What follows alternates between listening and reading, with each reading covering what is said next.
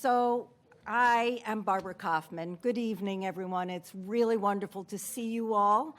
I am a volunteer and member of the League of Women Voters of the Portland area. We are a nonprofit, nonpartisan organization, and we focus a lot of our efforts on voter education. So it's great to be able to sponsor this event and to be part of the candidate night. Right up front, I need to thank Margaret Downing, right over there in the white jacket, who is my volunteer partner for this event and one of two timekeepers. The other timekeeper is sitting right next to her, Peg Boleno, who is president of our local chapter. Some logistics. If you have not yet silenced your phone, please do. Elections are June 13th. If you need to register to vote or you wish to vote with an absentee ballot, the best way to do that is to head to Town Hall and see the clerk or the clerk's office. Bathrooms are in the back, and also in the back of the room, way back, is a table with information about the League of Women Voters, and toward the back entrance there is a table for candidate information. If you haven't selected any information and you're interested, please do that on the way out. Abby Baus, right next to me, is a Yarmouth High School junior. She's sharing this moderator table with me, and she and Avery Buchanan, who could not be here tonight, helped an even larger group of Yarmouth residents develop the topics for discussion tonight. Abby will ask 2 or 3 specific questions that resonate for Abby, Avery, and other students at school. Because of both citizen input up front and the time frame for this event, we will not be taking questions from the audience. There will be mingle time after the formal program. So, surprising to many people, school committees and boards do not operate their district schools, but they do make sure that the schools are operated well and in accordance with state law. Among its responsibilities, the school committee passes an annual budget, hires a superintendent as necessary, and makes policy. Tonight, we'll hear from 4 residents who are eager to give up many hours each week to do this work. Yarmouth voters will select 2 of these 4 candidates when voting. And bravo to them for caring and for running for office.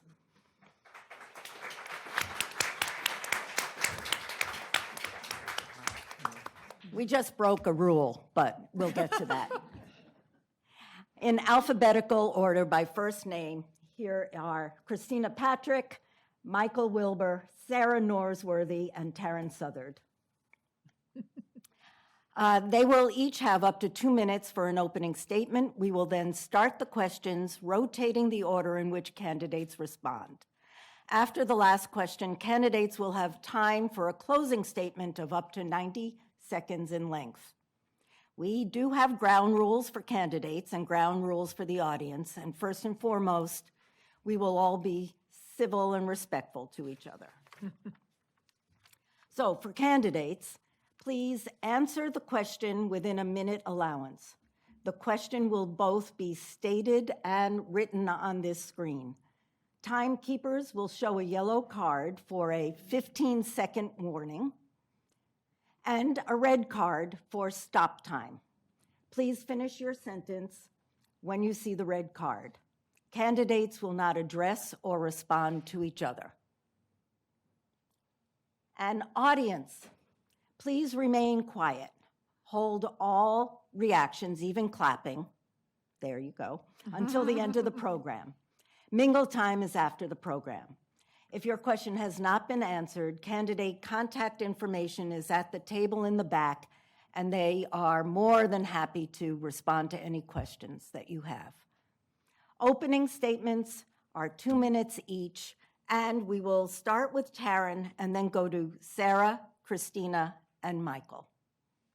So, Taryn, would you please start us off? Sure. Good evening, everyone. Thank you for having me tonight so I can speak about my vision for Yarmouth schools.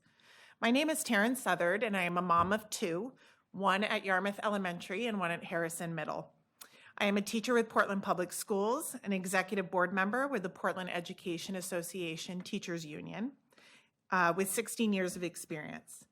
With the Portland Public Schools, I am a literacy coach, allowing me to focus on district student outcomes, data, instructional leadership, and curriculum. I have taught both preschool and elementary in the classroom, and I have been an administrator. I have a Master's of Science in Teaching and Learning from the University of Southern Maine. My husband and I were born and raised in Maine. After college, we relocated for my husband's job with the government, but in 2014, we moved back and have lived in Yarmouth ever since. Our children went to preschool here in Maine and are in kindergarten at the Rose School. My children have used services across the spectrum from social work and Section 504 accommodations to the Gifted and Talented program. I am running because I believe in the power of a wide variety of voices informing school district policies. I care about parent voices, teacher, union, and administrator priorities, and student success. Finding a way to elevate all stakeholders in the process of making decisions is crucial to a stronger district for everyone. I strive to build relationships so that I can fully understand the breadth of opinions and facts before making a decision.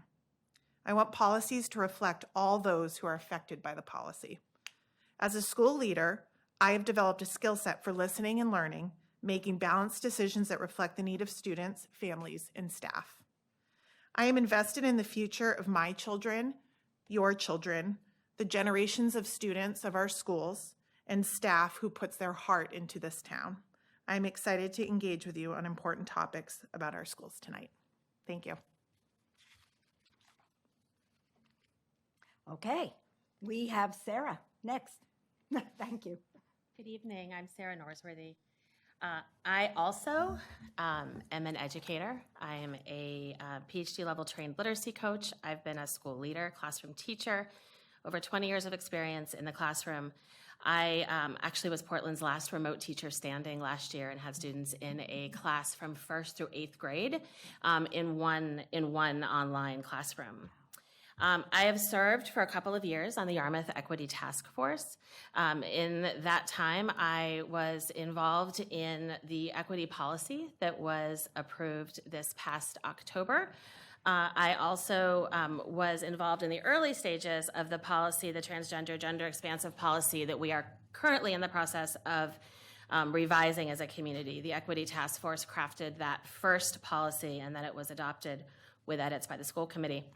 I also, in the course of my doctoral work, which I'm engaged in right now and finishing up over the course of next year, policy work has been a big part of that for me. And so last year, I learned that there was a policy adopted, a statute at the state level for community participation to encourage community voice and enthusiastic participation in school committee meetings. And so I drafted policy, brought it during open statements, and the policy that we have currently was adopted. I have two children in the Yarmouth schools. We've been here since they were in preschool. They are now juniors and freshmen, one in each. I have relationships with educators in the district. I have a sense of what it's like to be a community member here who has both rented and owned my house, and therefore the tax pieces that go along with that. I have had the experience of being a single and a co-parent in Yarmouth and policies that have impacted that experience. And I found it difficult to always engage with community participation with our school committee. So I'm running for school committee. Finish sentence. Thank you, Sarah. Christina, please. Hi, everyone. I'm Christina Patrick, and I'm excited to be running for school committee. I have two children that are currently in Yarmouth Elementary School. And the other night, I asked one of my sons what he's going to miss the most when he heads to middle school. And he said two things that really have been sticking with me. First, he said he loves the elementary school as a kind community. And second, he said all the teachers believe in us. I love that for him. I want that to be true for all students. I believe that Yarmouth schools are excellent, and I want to be able to play a small role in helping to ensure that our students and our teachers thrive. I've spent my career partnering with school districts and supporting teachers and empowering students. I have run programs to recruit and train teachers across the country. I've partnered with districts to bring teams of AmeriCorps members into schools to work with students at risk of not graduating to add additional academic and social-emotional learning supports. I've worked with first-generation students of color as they transition from high school into college and other post-secondary pathways. And I've also worked in a college setting, designing career development programming to help students build their skills and explore work that's meaningful to them. I believe in spending my time in what I care about, and I care about our schools. I think schools are transformational places. And if elected to the school committee, I promise that I'll listen deeply. I will elevate the voice of students, I'll honor the needs of teachers, and I'll represent our community. Excited to be here tonight with all of you. Thank you, Christina. Michael? I'm Michael Wilbur. I've lived in Yarmouth for almost 35 years, basically my adult life. I am at present a second grade teacher in another district in Topsom. But for 25 years in Yarmouth, I was a builder. So I sort of ran a small business in town, and I'm well aware of sort of the challenges of running a small business. I've been a homeowner in Yarmouth for almost 35 years, so I'm aware of sort of changes there and the tax burden that places on students, or on us. I also believe fervently in public education. I think it's one of the sort of foundations of a democracy to have a well-educated population at all levels. And I'm really excited at the work that Yarmouth as a town has done in supporting public education. You may know I've been on the school committee for the last 3 years. I had the pleasure of being elected the spring of COVID in 2020. And we dealt with a lot of contentious issues through that time. One of the things that I really enjoyed was being part of that discourse and listening to the different parties to the decisions that we had to make, from medical personnel to people who were dealing with childcare crises and just regular students who were fighting their way through the system. And I think everyone at any age suffered losses during that COVID period in the educational front, and those losses look different at every age level. So that's, I think, been an accomplishment that the Yarmouth schools have come through and done pretty well in. I think there's still work to do on that front, and that's one of our real challenges. I'm a good listener, but I'm also a good discusser. I think that we need to have a discourse, both in the committee and amongst the community. So I hope to continue that work in sort of working together with the committee in a productive way to grow our policies and to keep our budgets productive.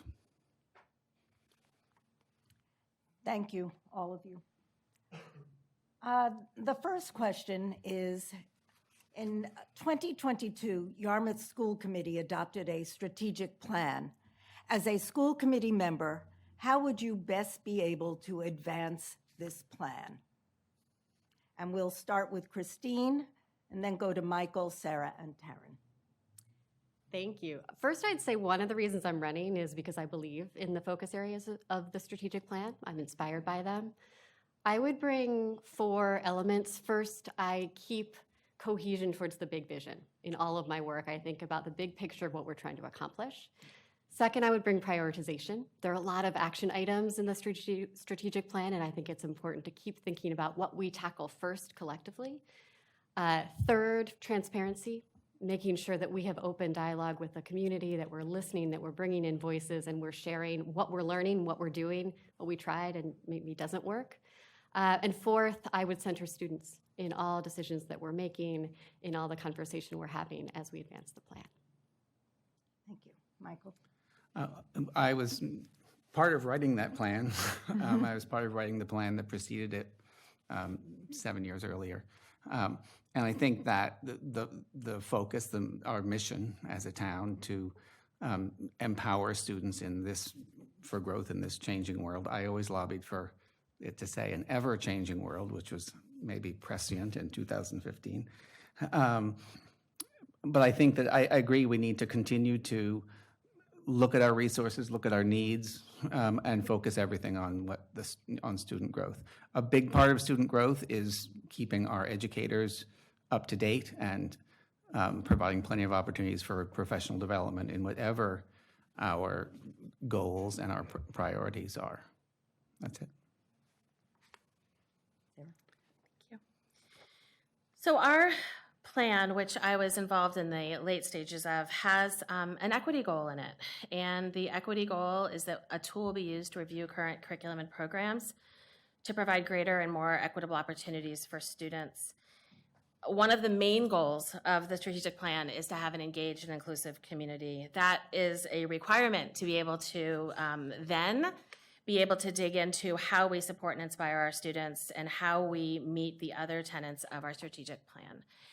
And so one of the things that I will bring to the work is a lens on equity and on justice, on belonging. And belonging means that we have spaces, according to professor at the Berkeley Institute of Othering and Belonging, that belonging spaces are spaces where they shift based on who's within them. And so I will help keep our lens on equity and belonging. Thank you. Taryn? Thank you. I think first and foremost, the role of a committee member is to be a listener. That's our job. Our job is to listen to the community. Our job is to listen to the students, the educators, the administrators, and to really to have transparent and honest communications with all stakeholders in the community. I think I've looked over the strategic plan. I think it was really well thought out.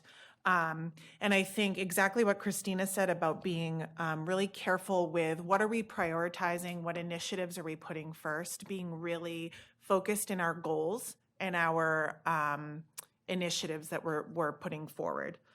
I think that it's my job as a committee member to put forth policies that prioritize current and future students. So I'm always thinking ahead to how is the state of Maine changing? How is Yarmouth schools changing? And lastly, just continue that legacy of innovation and opportunity in our district. Okay, so our second question is, what is the value of having 2 non-voting students on the school board? And first we'll go to Michael, and then Sarah, and then Taryn, and finish with Christine. Thank you. I want to be clear that the students actually do vote who are on the school committee. It's not a part of the final policy decisions, but their votes are considered. And I think it's extremely valuable. There are a number of cases whenever we're considering a policy or an action that we solicit advice from students, and we've been very fortunate to have students who are extremely thoughtful and articulate, both in terms of what the work they're doing with students at school, but also the issues that they see. And I can think of a couple instances where it's actually impacted some of the budget decisions that we've made. So I think it's really important. Sarah? So I was surprised at a school committee meeting a couple weeks ago when a group of students funneled in and then didn't speak. And I turned to them and said, "Are you speaking?" They said, "We were told that we were unable to." They had the belief that they were not able to speak and address the school committee. What concerns me about that is that the students beyond the voting, non-voting members, voting members, need to have voice as well. And the value of having these students is to be able to have our civic process of our school committee and the work lift the voices of all of our students. And so Eden and Colby have done a phenomenal job bringing voice to this school committee, as other students have done in the past. But the real value is being able to have that channel back and forth to have student voice and dialogue, because we know that to positively impact our students, we need to know what's happening for them, and we need to hear their voices. And so we need to figure out how to include more voices at the table. Thank you. Taryn? I agree with Sarah as well. I think we need to figure out how to get more voices to the table. However, I appreciate what Michael was saying about how involved the students are. I've sat in on school committee meetings, and the students are incredibly involved. And they do vote, like you were saying, Michael. They do have an opinion in what goes on in our schools. I would love to see more two-way communication, so not just the 2 voices of those students impacting what happens on the school committee. But I think there's lots of ways to involve students in what goes on in our schools and to give them voice. And I think prioritizing student voice is incredibly important. Okay. Oh, Oh, we can't forget about you. I'm paid to do that. Right? Yes, to what everyone has said. I think it's critical having students on the school committee. I think it's critical to center students' voice in all of our decisions. A quick anecdote, back in 2020, I was working at a college access and success organization. And one of the things I was in charge of doing was redesigning some of our supports for students. And rather than standing at a whiteboard with a bunch of grown-ups sketching things out, I invited students in, and a group of high school students co-designed the program with me. And it was phenomenal, and it was better because of that. So I am really excited for any opportunity to have student voice in our work. Thank you. I'm sorry about my little blooper there. We did want to hear from you, Christina. The main role of Maine school boards and committees is to make sure that schools are managed well in accordance with state laws. Within the confines of its role, what has the school committee done well so far? And also, how might the school committee do better? And we'll start with Sarah, then Taryn, Christine, and Michael. Yes, I just had an introductory statement. That's the question, yeah. Thank you for that. I talked a little bit more just to give some background first before asking the question. And there's a little bit of nuance there because the other part of the school committee is to respond to what is called in our policies the will of the local citizenry. And I had to look that up because citizenry does not mean anything to do with citizenship status. It means the people who are here within our community. And so one of the things the school committee has done incredibly well is to take the feedback when it's offered of the community into their decision-making process. Over the course of the last few weeks, again, thinking about the transgender, gender expansive policy, I've been in the policy meetings outside of the school committee and seen how the comments and letters have impacted the conversation. That's phenomenal work. We need to do it better. There needs to be more transparency and more communication between what's happening in the school committee. We need to be clear on what are privileged communications and what are not. And the school committee needs to be more responsive to our community as a whole. Thank you. Taryn? Yeah, I think the strategic plan that the schools put forward was excellent. It really has 4 clearly laid out goals with plans to reach those goals. I also think Dr. Doloff and the leaders of our district did a fantastic job with this year's budget in terms of really thinking carefully about what we already have and leveraging that in the budget, while also being careful about what are the initiatives we're putting forward in this budget. However, in saying all of that, I would really love to see some more diversity and equity initiatives put forward in the FY24 budget. Thank you. I believe that we need to have some regular professional development for teachers. And thank you. Got cut off. Thank you. Good catch. Christina? I think there's a lot that our school committee has done well. Navigated a pandemic, launched pre-K, expanded world languages, expanded our post-secondary pathways. There's so much I'm proud of in our schools and the role that our school committee has done. In terms of do better, I'm also thinking a lot about our work with equity and how we can continue our own individual journeys in learning and how we can ensure that all the grown-ups in our system are continuing to learn about equitable and inclusive practices so that we can create equitable, inclusive communities for our students. And I'm excited to continue to think about how we support our educators to make sure that they are thriving, because we ask a lot of our teachers as a society, and certainly through the pandemic. And so that is within the strategic plan, and it's really important to me that we continue to support our teachers with the professional development, the collaboration space that they need. Michael? I agree. Thank you, Pat. Christina.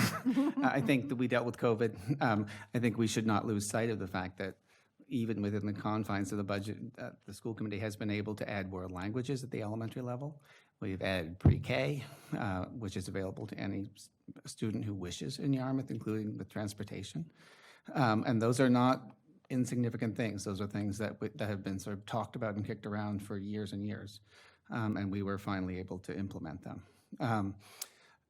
I think it is important just to step back quickly to remember what the roles of the school committee is. That yes, we need to listen to the public and we need to accept public input. Our meetings have always been open to the public for people who care to attend. But we have to remember that our job is to make sure the schools are well managed, not to manage the schools. Our legal responsibilities are to create a budget and to set policy. And that's the limit of what we're able to do. We have one employee who reports to us, and that is the superintendent. So we need to work within those confines. Thank you. Thank you.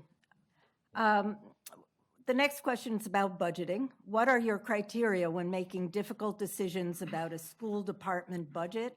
And specifically, how should the school committee balance the need to provide quality education with managing the tax burden on the community?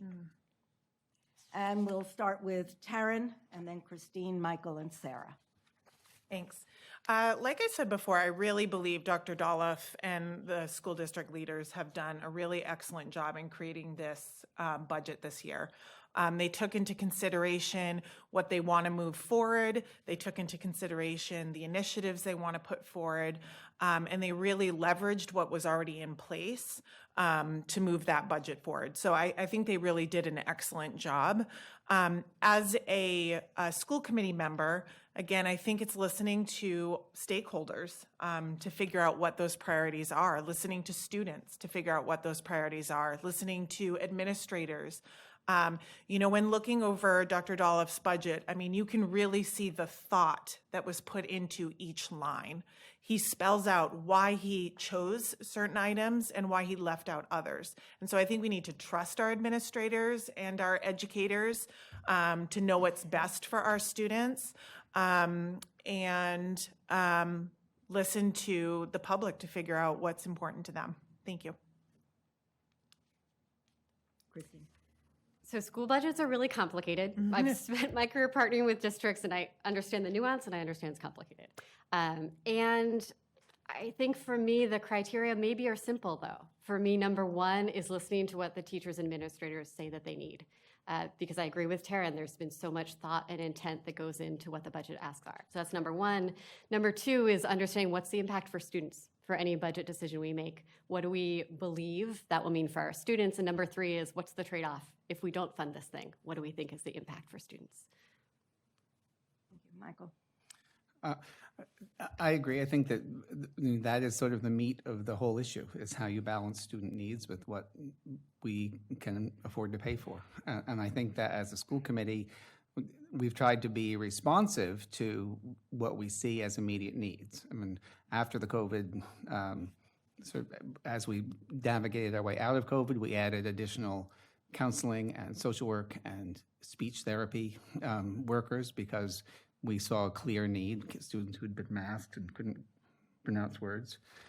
So it was, we've sort of been careful to listen to people, and I think that continues to be the standing policy. We're incredibly fortunate to have a superintendent who is really gifted in creating a budget and listening to his various building administrators, and then making those hard decisions about what we can include and what we can't.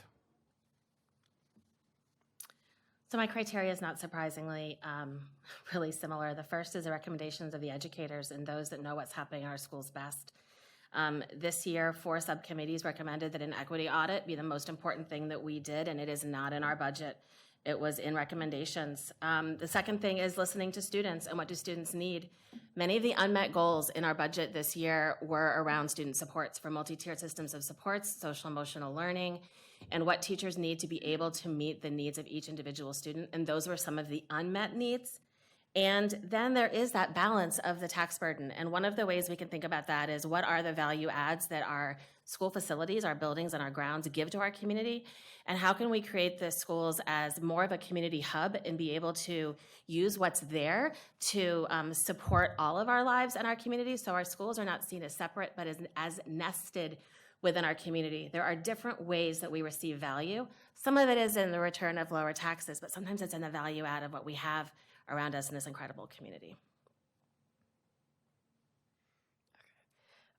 The next question is in regards to mental health. So the mission of Yarmouth Schools is to empower all students to lead fulfilling lives in a changing world. Yet there are students and staff who still feel the emotional and social strains of the pandemic, as well as life in our sometimes crazy world. What are the most important and appropriate ways that the school committee can support the mental health of students and staff? We'll start with Christine, then Michael, and go to Sarah, and then finish with Taryn. Thank you. This is a huge one. And I'll go back to what some of my friends up here have shared around the role of the school committee, right? So I think about that as school committee is making decisions about policies, they're making decisions about resources and personnel, right? And I think it's so important to think about what our students and what our educators need to be emotionally and mentally healthy. And so that to me means ensuring that our policies continue to reflect and continue to improve to make sure that our schools are safe places where our students experience belonging, and where we have resources in place that students and teachers need. Those multi-tiered systems of support are really important, right? And thinking about all the differentiated needs that students have always had and that are exacerbated coming out of the pandemic. Thank you. Now, Michael. It's a little hard to add on to that. We have seen greatly expanded mental health needs at all levels in the MTSS spectrum. And I think we have tried and we've looked at those needs and we've worked hard to meet those needs as needed. I really can't underestimate it, both as an educator and as a member of the school committee, how severe these needs are. And you cannot teach a child who is not accessible to you. You can't teach a child who's struggling with home life burdens or other trauma, whether that's COVID related or not. That has to be our first priority before that child's even accessible to learning. So I think we have to continue to monitor what our needs are and also what our resources are and to respond appropriately. Thank you, Sarah. So this is where I meet the intersection of my professional life, where I'm the social emotional learning implementation specialist for the Maine Department of Education. I'm here as a citizen, bringing that knowledge into my work, my potential work on our school committee. The question around the most important and appropriate ways a school committee can support the mental health is to listen to educators. We know that if our educators are not healthy, if they do not experience well-being, they are not able to be there and be regulated to support our students. And so listening to educators, having the trust of educators, and having a working relationship with and supporting district leadership, right? Dr. Doloff, all the way on down the line, that is how the school committee can best support the mental health of students and staff, by listening. I want to add on to that, actually, because I really do believe what is good for teachers is good for students. So echoing what Sarah said, when your teacher cup is half full, you don't have enough to give to your students. And so it's really important, again, that we're prioritizing initiatives, that we're being really clear with our goals. When we're not clear with our goals, you're running in a million different directions at all times, and that just isn't sustainable for educators. As far as students, I really think it's important that we think more closely about our wraparound services for students. So an increased ability to access social work services. I think we need a comprehensive SEL curriculum that we don't have right now in Yarmouth schools. So I think there are ways that we can really wrap around our students, but I really do agree with you, Sarah, that it really starts with what is best for educators is best for students. Thank you so much. The next question is regarding school safety. The school committee is responsible for developing and paying for policies concerning the safety and security of Yarmouth schools. What is currently in place to ensure safety, and what might you introduce, if anything, to make Yarmouth students and staff safer? We'll start with Michael, then Sarah, Taryn, and finish with Christina. Thank you, Abby. You probably know that we have just finished a multi-million-dollar renovation of every single school in the district. And a large part of that has been improving entry safety and access control to all the buildings, where every single entry in the buildings is monitored. I think just as important as that physical safety, it almost goes back to the mental health and well-being of students and staff members. That, when we talk periodically on the school committee about adding an SRO back into the schools, and my sort of standing comment has been, I'd rather add a guidance counselor or a social worker, actually we call them school counselors now, than an SRO, because I think that if we can head off that student unhappiness or teacher issues, then we're going to be better off in protecting students and keeping them safe. I would just like to make sure that you all say what the initials stand for. You're amongst SEL. educators, so we just Exactly. go to the... And we have an audience here Yes, who yes. may not be educators. So SEL is social emotional learning. And SRO is a school resource officer. Thank you. Currently in place, we have the alert system. We have strong relationships between teachers and staff, and we have strong awareness of what's happening in our students' lives by our educators. That's really important. We need to keep our doors from being propped open. If you go around the high school, you see kids opening doors for other kids. That needs to not be happening. That's a really important move that we can make to ensure safe schools. But our state statute has given us direction, and there's a new state statute, and I am a policy and statute person. So the state has asked us to focus on restorative practices, and this means school practices, I'm going to read this, that are designed to strengthen relationships, improve the connection to school, and promote a strong sense of accountability that helps students learn from their mistakes, understand the impact of their actions on others, and find opportunities to repair the harm they have caused through their misbehavior. We need to model and practice that. Reparative relationship building is the most important thing we can do for school safety. And then the tiniest thing is keep the doors from being propped and opened. And I would add on to that I think really the important key here is a sense of belonging in our schools that we can create for our students and for our staff. We know that most intruders are people who are already known to the school community. And so when you create a sense of belonging amongst the community, within the school community, that makes a huge difference. And so again, those SEL, social emotional learning, priorities, social work, an SEL curriculum, advisories, access to extracurriculars, as Sarah talked about, restorative justice, inviting community members into the building so that there's a sense of belonging in our buildings. And then also making sure that our communities represent all of the students within them. So making sure our schools, the curriculums that we use, the practices that we use represent all the students in our schools. I've been really impressed with how proactive our district has been thinking about safety. I totally agree that it starts with students feeling belonging and teachers feeling belonging and our community experience belonging. I think it's so important that every student has at least one trusted adult in the school building that they can turn to. I've been impressed by programming that happens in schools around anti-bullying and restorative justice practices, and I want to see that continue.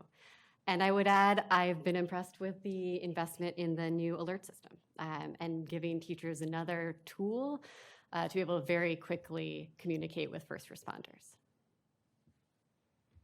Thank you. Okay. In 2020, the superintendent proposed and the school committee approved creating an equity task force to promote inclusion, identify systemic inequities, and illuminate all forms of institutional bias in the Yarmouth schools. How specifically has the work of this committee contributed to the equity and inclusion in Yarmouth schools? And what specifically should be its focus moving forward? And we will start with Sarah and then go with Taryn, Christina, and Michael. And I have to apologize. I keep changing it I have typed in Christine.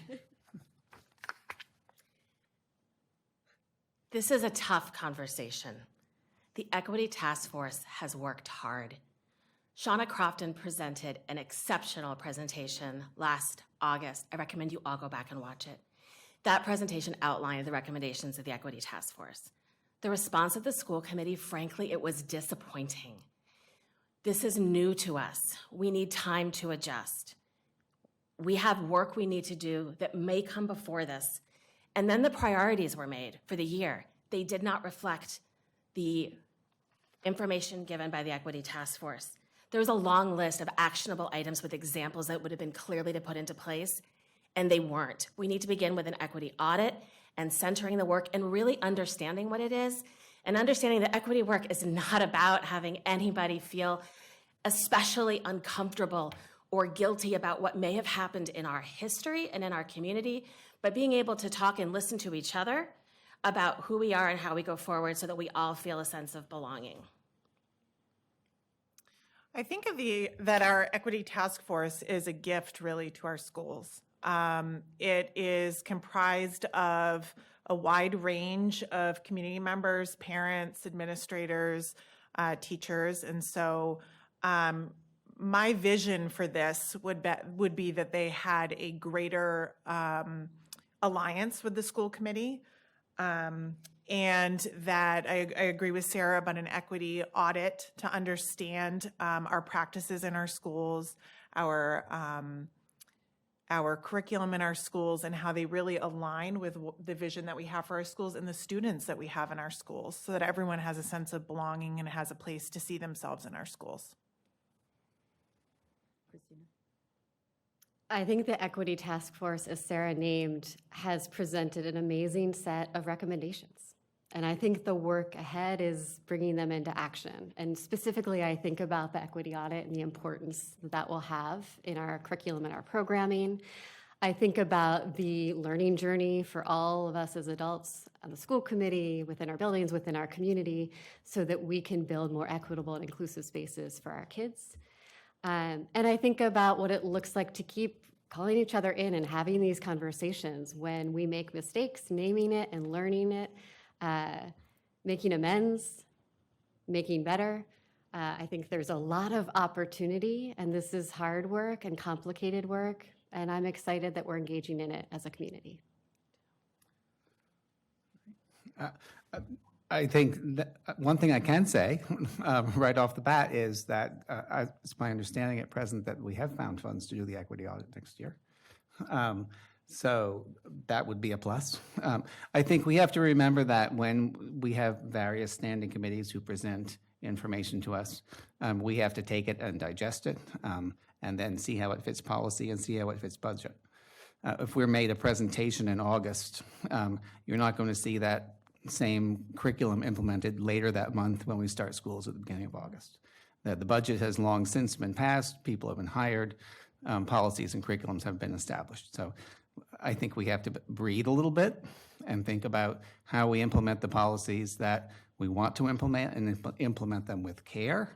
But I think it's very important that we listen to all of our standing committees as a huge resource to our community, because there's a lot of knowledge in this community.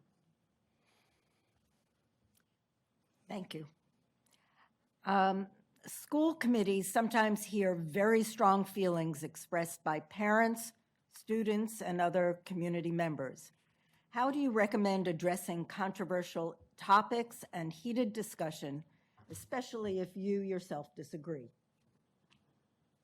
And we will start with Taryn, then go to Christina, Michael, Sarah. Well, I don't think I could say this enough. I think the role of a school committee member is to listen. I mean, first and foremost, I don't come into this position with really any agenda, because I don't believe my personal beliefs, culture, thoughts are more important than anyone else's personal beliefs, cultures, and thoughts. So I also come into this with multiple perspectives of what it's like to be a teacher, an administrator, a parent in our school district. So I can wear many different hats and come at things from multiple perspectives. And, I really believe that I am a listener and a well-thought leader who takes others' thoughts and opinions, looks for facts, tries to understand a topic from multiple perspectives. Christina? So I'm one of 3 siblings, and my mom always jokes that I was the peacemaker in the family because my brother and sister were constantly fighting, and I'd be like, okay, calm down. So that's part of just who I am as a person. This is part of the role, right? Things get heated because we all care really deeply about our kids. And when things get tense, when there are different opinions at the table, first I should back up. I get nervous when there aren't different opinions at the table. It means someone's not sharing what they really think. Yes. So when things get heated, I tend to lean into curiosity. I tend to lean into empathy. I want to understand what's behind people's perspectives. What's their lived experience? What's informing how they're feeling? What are they fearing? What's behind that? I want to center the voice of students.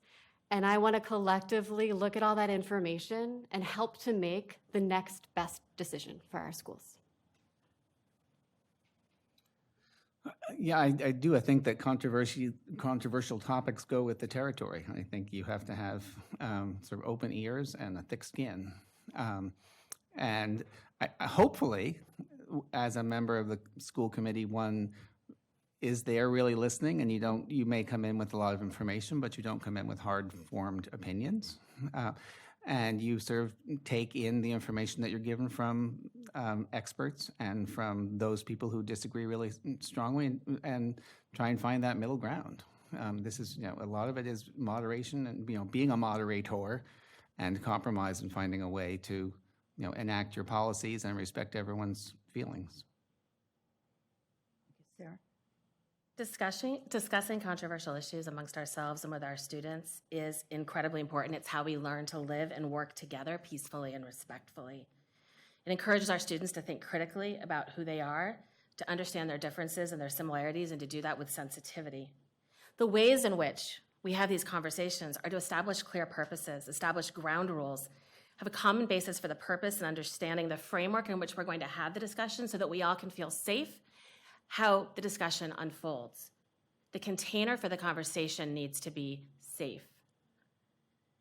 We need to spend time getting to know each other, listening, engaging in conversation. We need to summarize what we hear other people saying. We need to listen to understand rather than listen to think about what we're going to say next.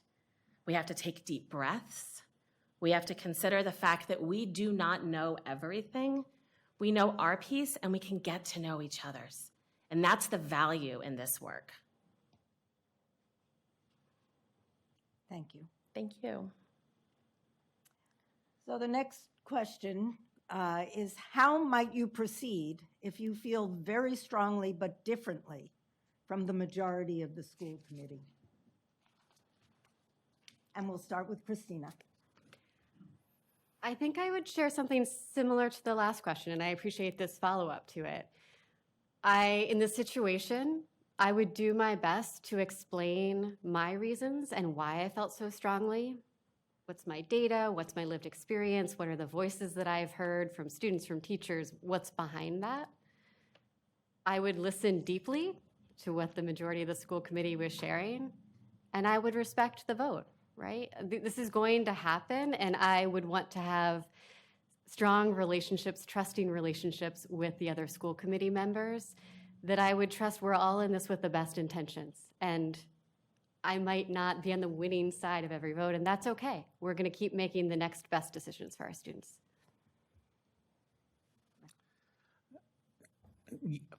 Yes, I agree. I think, as I said before, I think that different opinions are good, and different opinions are inevitable. But I also think it is really important that we listen to each other, that we educate ourselves and state our opinions as to why we feel the way we feel. It may be that we bring a different perspective. I know there were times during the COVID crisis, if we call it that, where people sort of looked at me and asked what I thought as a teacher about how we should proceed or what students needed. And I think that was just providing a different point of information for people, not that I was an expert or that I spoke for all teachers, but I had a slightly different angle on the way things looked, perhaps. But it is about listening, and it is about compromising, and it is about losing gracefully. Sarah? We have policies that talk about not disparaging other school committee members. It's really spelled out in the school committee policies about how we navigate that, and we respect the vote, as Christina had said. I referred to Christina. We respect the vote. It's a really important piece. And then we have our own votes, right? So when those people come up for re-election, we can choose how we vote at that time. But really, we share our opinions, we listen to the group, and we consider the fact that we all bring our different lived experiences and identities, and we have to then listen to and be informed by what we learn from the community, because our school committee will never fully represent the multiplicity of diversities of this community. Racial, socioeconomic, gender, sexual orientation, we come from different places. And our school committee reflects that in part, but we can be informed and listen to and lift the voices of our neighbors. I agree with everything that's been said before me. I think, listening to the varying voices, lifting up my own voice and understanding we're not always going to agree. There's a way to do it civilly and to listen really deeply to one another. Entering with curiosity is really the place to go. Why do you feel that way? Where are you coming from? Understanding your background and why you feel strongly. And then I agree with what other people have said about also lifting up the voices of our educators, our students, to understand this from multiple perspectives. So not just my own perspective, but really trying to deeply understand the topic from a variety of perspectives. Thank you all. One last question, and it will not take a whole minute. If you win a position on the school committee, would you rather be on the policy or finance committee? Or Is this a subcommittee? one-word answer? In my time on the school committee, I've always served on the policy committee that I now chair. And I think that probably that's where my talents lie. So that would be my preference. I think the budgeting is very complicated. It's a very opaque process, frankly, just because of the way the state lays out funding. But it's very complex, and I think that it takes a while to get into any of these positions to sort of drill down and understand the details of them. Policy, it's where my brain is, and I'm an educator and I'm a student. So finance, if it's necessary, right? I'll serve where I'm needed, and if I'm not up to speed, I'll figure it out. But policy would be my preference. I also would serve where I'm needed. I would love either of these positions, but I am a puzzle girl. And so I think the finance committee would be really exciting for me. I'd love to see more deeply how schools run, why the decisions and how the decisions are being made within Yarmouth public schools, and to really have a hand in, the next steps for our schools. Christina? I'd say wherever I'm needed. I have a real curiosity and interest in our policies, and I've had a lot of experience working with districts to think about resource allocation and equitable budget decisions and creative resource allocation. So truly wherever I'm needed, and I think I would learn a lot in either space. Wonderful. Thank you all for answering 10 questions at a rapid-fire pace, and you did nicely. So closing statements, you have a minute and a half each, and we're going to start with Michael, then go to Sarah, Taryn, and Christina. Well, thank you all for coming and listening tonight. I think that being a member of the school committee is an honor and a privilege, and it's something that I've enjoyed enormously during my period. Oh, I can't believe I'm saying that. A number of people have asked me if I'm just a masochist. I think that one of the things that we heard multiple times tonight is that the school committee has done a very good job of listening, and that's very important. But just even specifically when people have talked about deliberations of the policy committee, they've said that, we listen and we talk to each other and we work out problems and we try and take into account how people feel. And also we remember that we are student-centered. It is a student-first procedure and process. And in order to be student-focused, we have to also be educator-focused. And keeping our educators aware of what our priorities are and helping them learn what they need to learn to teach those things is a top priority as well. At the end of the day, it is a job of sort of moderation, of listening and of learning and of figuring out some of the arcane processes that exist within the system. And I would love to be able to continue that work. Sarah? So one of the things that we didn't get a chance to talk about tonight on the safety piece I want to touch on is the importance of digital technology and the safety of our data and our students' data. Data is something that schools are really going to have to wrestle with. And before I began my doctoral work, I was in the EdS program in educational technology at Orono. And the way in which student data is being used is really something we need to pay attention to. And that is an area that I hope that we will begin to delve into as a community. I love policies, and our policies I've gotten to know quite well over the last couple of years. We have policies that encourage things like regular community forums where we have two-way communication. We've had school committee meetings where committee members have said, I wish I could have a conversation. We have the mechanism to have those forums in our policies. We actually have the encouragement to have school-based forums for controversial and challenging conversations in our policies. Our policies are so rich. They were crafted in the 80s and 90s with people who were putting community first.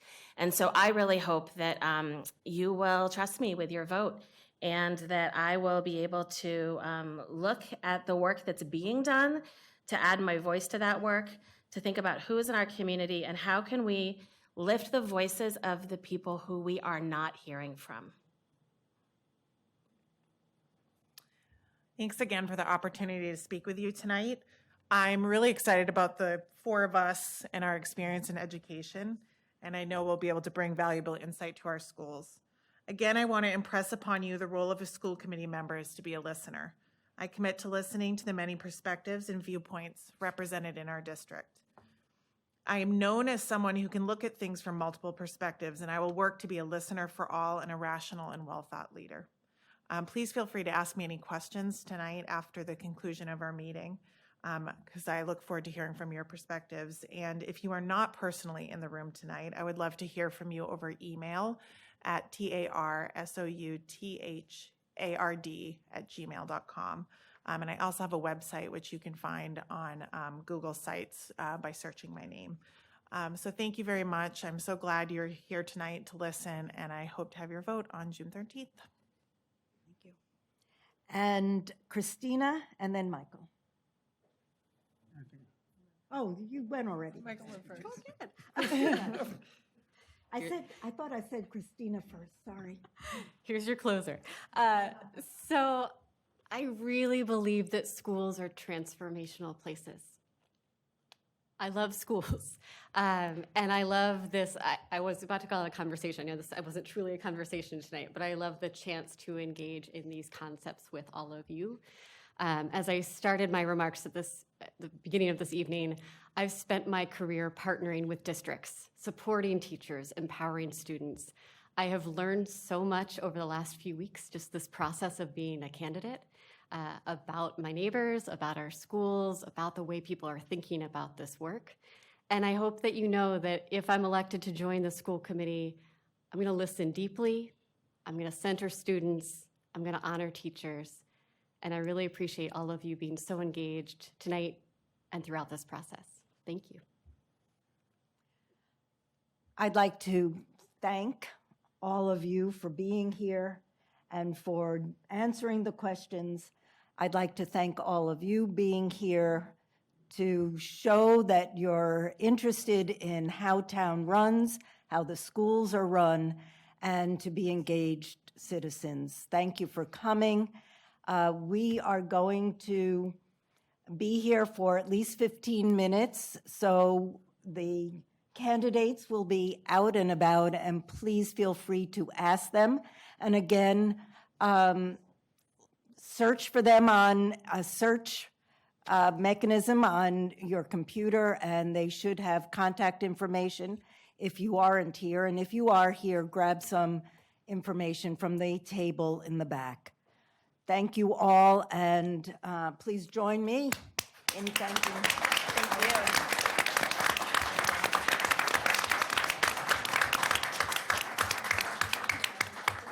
Thank you. Thank you all for having us.